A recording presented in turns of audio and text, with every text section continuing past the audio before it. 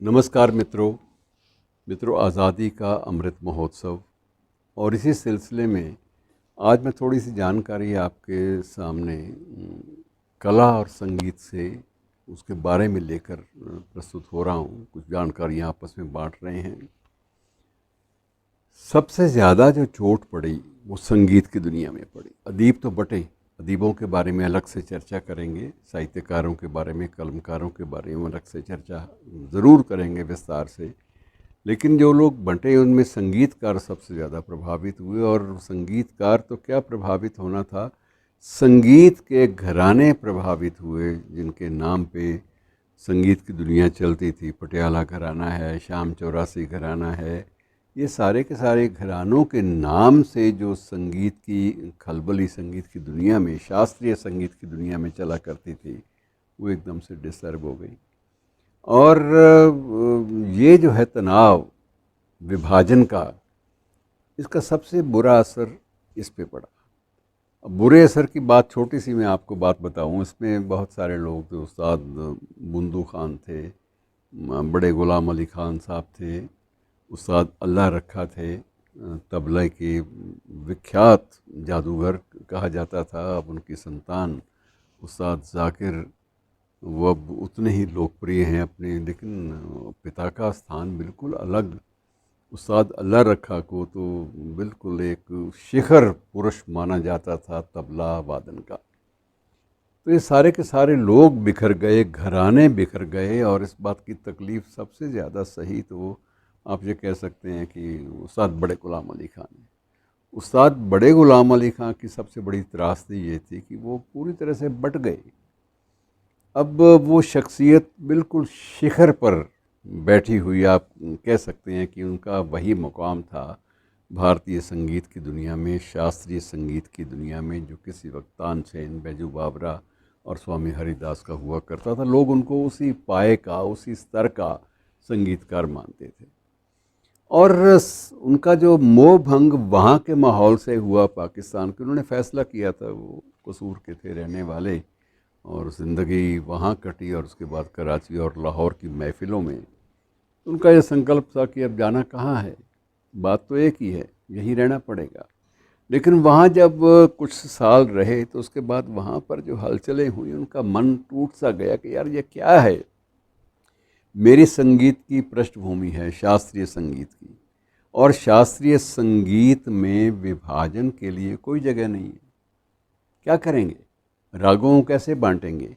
लेकिन उन्हीं दिनों जो रागों के नाम, उनका मुस्लिम इस्लामीकरण, उनका इस्लामीकरण करने की जो नापाक कोशिशें हुई, उस बात से बहुत ज़्यादा आहत हुए। उन्होंने फ़ैसला कर लिया कि मैं ऐसे मुल्क में जी ही नहीं पाऊँगा। और बड़े गुलाम अली खान ने फ़ौरन राह पकड़ ली कि मैं यहाँ से तो भारत चला जाऊँगा। और 1955 में वो चले गए, वहाँ से लाहौर से सीधा आ गए, अपना मुंबई आ गए। और मुंबई में भी जब आए तो उनका दिल वहाँ भी नहीं लगा। उनको लगा कि ज़िंदगी इस तरह से कटनी बड़ी मुश्किल है। 10 साल यहाँ काटे, फिर उसके बाद फिर चले गए।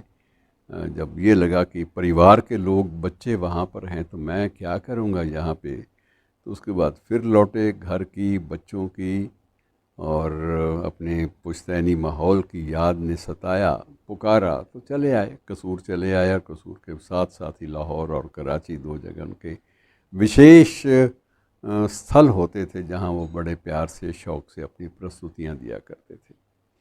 10 साल तक उनको दोनों देशों की नागरिकता मिली, भारत की भी, और 10 साल तक उनको नागरिकता मिली इसकी, पाकिस्तान की भी।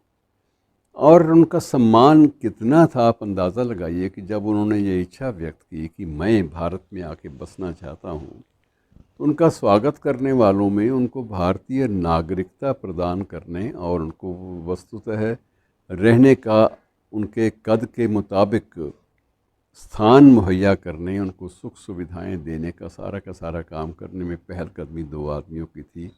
एक मोरारजी देसाई, जिनका संगीत की दुनिया से कोई लेना देना नहीं था, और दूसरे जवाहरलाल नेहरू। जवाहरलाल नेहरू की बात समझ में आती है कि उनको संगीत का पता था, लेकिन देसाई भाई को तो, मोरारजी भाई को तो इन बातों से कुछ लेना देना नहीं था।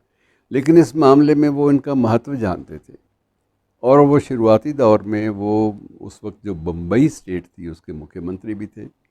उस नाते से उन्होंने भी ससम्मान पूरे इज़्ज़त के साथ इनके लिए सरकारी आवास की भी बंदोबस्त किया, व्यवस्था की, और इनके लिए जो भी चीज़ें सरकार की ओर से मुहैया की जा सकती थी वो सारी करवाईं, और इनकी नागरिकता के लिए आवश्यक माहौल बनाया, और इस तरह से टिक गए।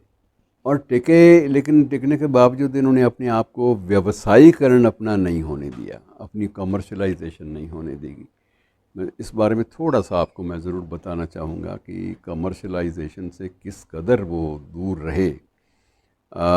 वो स्थिति ये थी कि एक बार ऐसा हुआ कि जब मुग़ल आज़म का निर्माण हो रहा था, और मुग़ल आज़म के निर्माण के समय, उस समय पृथ्वीराज कपूर ने के आसिफ को सुझाव दिया कि एक सिचुएशन में आपने कुछ गीत मोहे पनघट पे नंदलाल छेड़ गए और इस तरह से एक और गीत है जिसमें आप प्रणय संबंधों, प्रेम संबंधों की पराकाष्ठा में शास्त्रीय संगीत की धुन एक ही चलती है, उसको आप दे रहे हैं। उनका यह सुझाव था कि जो आपने गायक चुने हैं, शास्त्रीय गायक, वो उसके अनुरूप नहीं हैं, वो जादू जो हमें चाहिए था वो पैदा नहीं कर पा रहे। तो के आसिफ ने पूछा, बस जादू कौन पैदा करेगा? तो उन्होंने कहा, जादू पैदा करने वाला तो एक ही शख्स है, सारे बड़े सफ़ीर में, सारे उपमहाद्वीप में, वो है बड़े गुलाम अली खान। अब उनको मनाना जो है ये बहुत टेढ़ा काम है।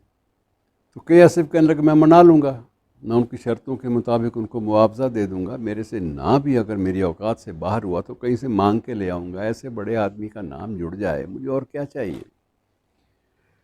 तो के आसिफ साहब पृथ्वीराज कपूर को साथ लेकर इनके पास गए। इन्होंने बड़े एहतराम के साथ, बड़े प्यार के साथ दोनों की बात सुनी, और उन्होंने कहा कि भाई अज़ीज़ मन आसिफ साहब, मैं आपका बड़ा इस्तकबाल करता हूँ, स्वागत करता हूँ, लेकिन मेरी मजबूरी ये है कि मैंने एक अहद ले रखा है कि मैं फ़िल्मों में नहीं गाऊँगा, क्योंकि मुझे लगता है कि ये बेचने वाला मामला है। ये मैं अपना स्वर संधान, अपनी लयबद्धता को, संगीत के प्रति अपनी कमिटमेंट्स को बेच नहीं सकता किसी भी कीमत पर, चाहे मेरा गला ख़राब हो जाए, मुझे गले में कैंसर हो जाए तो भी नहीं बेचूंगा, मुझे मेरी कोई भी ज़रूरत हो।